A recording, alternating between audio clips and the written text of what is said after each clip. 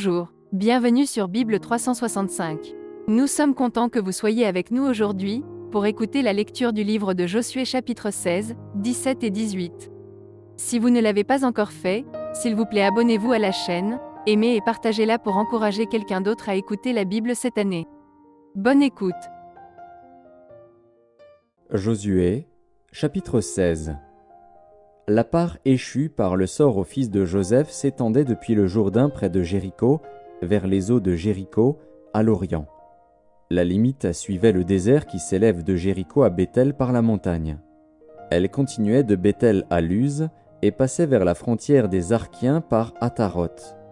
Puis elle descendait à l'occident vers la frontière des Japhlétiens jusqu'à celle de Beth-Horon, la basse, et jusqu'à Gézer pour aboutir à la mer. C'est là que reçurent leur héritage les fils de Joseph, Manassé et Éphraïm. Voici les limites des fils d'Éphraïm, selon leur famille. La limite de leur héritage était, à l'Orient, Ataroth-Adar jusqu'à Beth-Horon la haute. Elle continuait du côté de l'Occident vers Mikmétat, au nord, tournait à l'Orient vers Taanath-Silo et passait dans la direction de l'Orient par Janoar. De Janoar, elle descendait à Ataroth et à Naharata, touchait à Jéricho et se prolongeait jusqu'au Jourdain. De Tapuar, elle allait vers l'Occident au torrent de Cana pour aboutir à la mer. Tel fut l'héritage de la tribu des fils d'Éphraïm selon leur famille.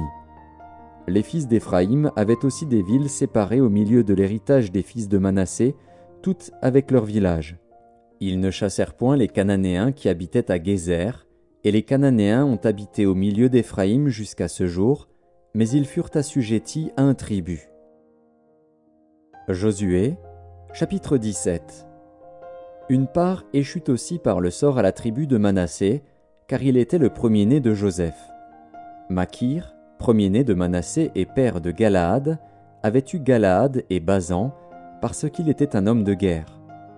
On donna par le sort une part aux autres fils de Manassé, selon leur famille, aux fils d'Abiézer, aux fils de Hélek, aux fils d'Azriel, aux fils de Sichem, aux fils de Hépher, aux fils de Shemida. Ce sont là les enfants mâles de Manassé, fils de Joseph, selon leur famille. Tselofshad, fils de Hépher, fils de Galaad, fils de Makir, fils de Manassé, n'eut point de fils, mais il eut des filles dont voici les noms. Makla, Noa, Hogla, Milka et Tirtsa. Elles se présentèrent devant le sacrificateur Éléazar, devant Josué, fils de Nun, et devant les princes, en disant « L'Éternel a commandé à Moïse de nous donner un héritage parmi nos frères. » Et on leur donna, selon l'ordre de l'Éternel, un héritage parmi les frères de leur père. Il échut 10 portions à Manassé, outre le pays de Galaad et de Basan, qui est de l'autre côté du Jourdain. Car les filles de Manassé eurent un héritage parmi ses fils, et le pays de Galaad fut pour les autres fils de Manassé. La limite de Manassé s'étendait d'Azer à Mikmétat, qui est près de Sichem, et allait à Jamin vers les habitants d'En-Tapuar. Le pays de Tapuar était aux fils de Manassé, mais Tapuar, sur la frontière de Manassé, était aux fils d'Éphraïm. La limite descendait au torrent de Cana, au midi du torrent. Ces villes étaient à Éphraïm, au milieu des villes de Manassé. La limite de Manassé au nord du torrent aboutissait à la mer. Le territoire du midi était à Éphraïm, celui du nord à Manassé, et la mer leur servait de limite.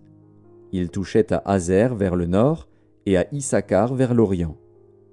Manassé possédait dans Issachar et dans Azer, Beth-Shean et les villes de son ressort, Jibléam et les villes de son ressort, les habitants de Dor et les villes de son ressort, les habitants d'Endor et les villes de son ressort, les habitants de Tahanak et les villes de son ressort, et les habitants de Megiddo et les villes de son ressort, 3 contrées.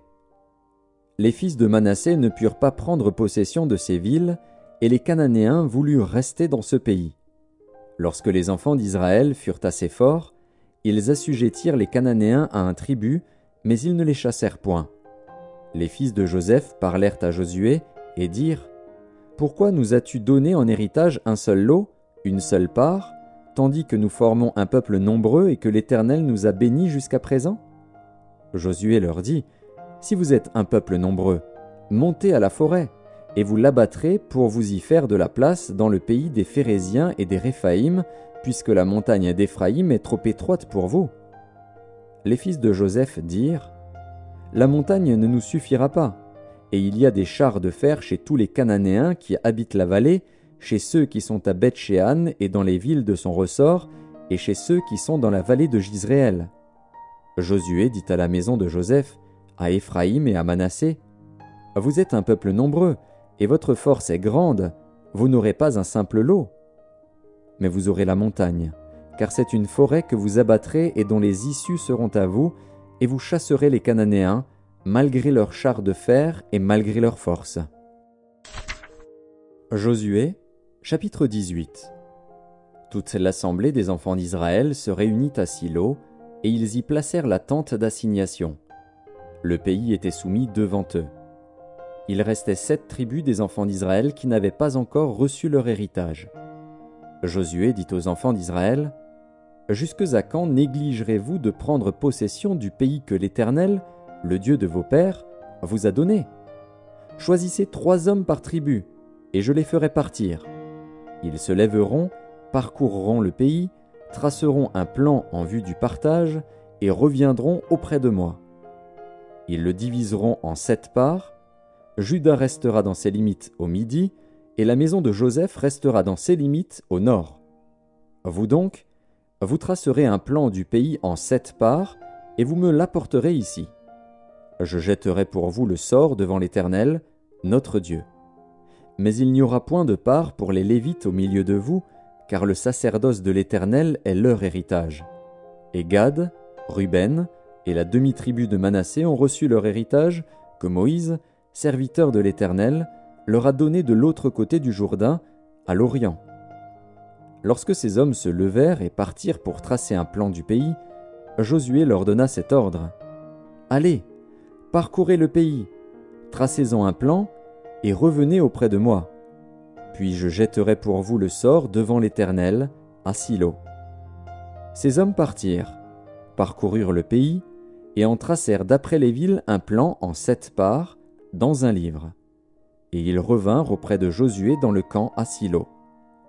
Josué jeta pour eux le sort à Silo devant l'Éternel, et il fit le partage du pays entre les enfants d'Israël, en donnant à chacun sa portion. Le sort tomba sur la tribu des fils de Benjamin, selon leur famille, et la part qui leur échut par le sort avait ses limites entre les fils de Juda et les fils de Joseph. Du côté septentrional, leur limite partait du Jourdain. Elle montait au nord de Jéricho, s'élevait dans la montagne vers l'Occident et aboutissait au désert de Beth-Aven. Elle passait de là par Luz, au midi de Luz, qui est Béthel, et elle descendait à Ataroth Adar par-dessus la montagne qui est au midi de Beth-Horon la basse.